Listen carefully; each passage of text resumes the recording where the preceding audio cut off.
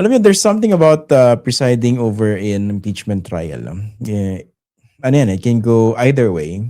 Double-edged sword in short. Pwedeng makabuti sa political career mo, political future. Pwedeng ma-redeem mo yung sarili mo if you had a bad past, no? Bad political past.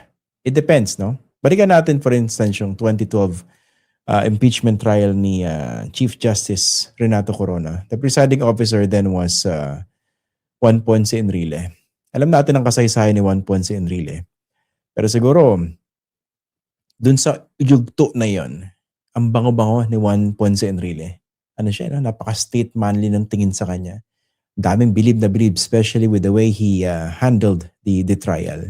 Nung kino-cover ko yun, tapos natapos, iniisip ko, sabi ko, siguro kung nagretiro na si Juan Ponce Enrile after this impeachment trial of Renato Corona, ang bango-bango ng ending ng kanyang political story. Kaso, hindi doon natapos yung kanyang political story. Alam natin na nung nasangkot siya doon sa pork barrel scam, di ba? Nakasuhan siya ron at na-detain. So, yung happy ending nung kanyang political career, hindi doon natapos sa kanyang pagiging presiding officer ng impeachment trial. And to be honest, no, he handled it well. Okay? Drawing from lessons of the previous impeachment trial of Joseph Estrada noong 2001. Kasi that was aborted, hindi po ba? Nag-walk out yung prosecution and ayun, nagkaroon ng EDSA People Power 2. Bakit ko po kinikwento yan? Sa konteksto nitong kasalukuyang impeachment trial na meron po tayo. Let's talk about Jesus Cudero. You have to be fair to him, no?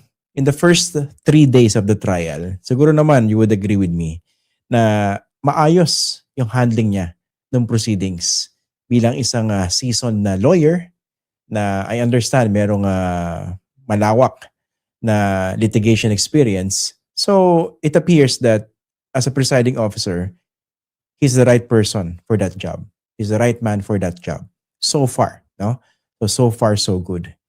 And hindi natin alam yung intention niya, no? Kung bakit niya kinuha itong trabaho na ito, kung kasama ba ito sa negosasyon para maging bahagi siya nitong bagong minorya, whether the intention was to turn this into the Jesus Cudero redemption story.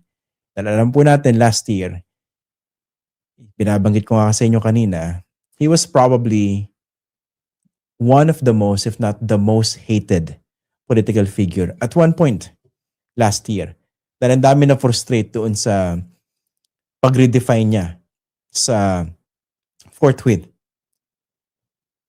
Yung pagkaladkad niya ng paa niya at kasama roon yung Senado na pinamumunuan niya ng panahon na yon para hindi gawin yung trabaho nila right away, which was to proceed with the trial after the articles of impeachment were elevated or submitted or transmitted from the House to the Senate under his watch. Okay? So pwedeng isa yun sa mga iniisip niya, no? Hindi natin pwedeng hulaan kung ano yung nasa utak niya. Pero pwede, no? Baka ito yung kanyang iniisip na redemption story. Teka, maaayos ko yung sarili ko. Marirehabilitate ko yung sarili ko. Especially dahil bata pa ako fairly, marami pa akong I still have a long way to go when it comes to my political career. Diba? Especially in 2028. That's one. Pero sa akin, sa isang banda, yung mga issues na kinasasadlakan niya o kinasadlakan niya last year, hindi yata pwedeng basta-basta lang kalimutan yun. Hindi po ba? Yung mga question doon sa kanyang yaman, yung contribution galing sa contractor, hindi po ba? Pwede bang kalimutan na lang yun? Yun pong aligasyon pagdating sa flood control scandal, yung tumanggap daw siya. Pwede bang kalimutan na lang yun? Okay? Bakit ko po binabanggit itong mga issues na ito? Hindi po para, I don't want to rain on his parade, no? I don't want to, ayoko na ulitin, no? I don't want to rain on his parade. My point is, we have to be very, very keen in terms of looking at someone like Jesus Cudero.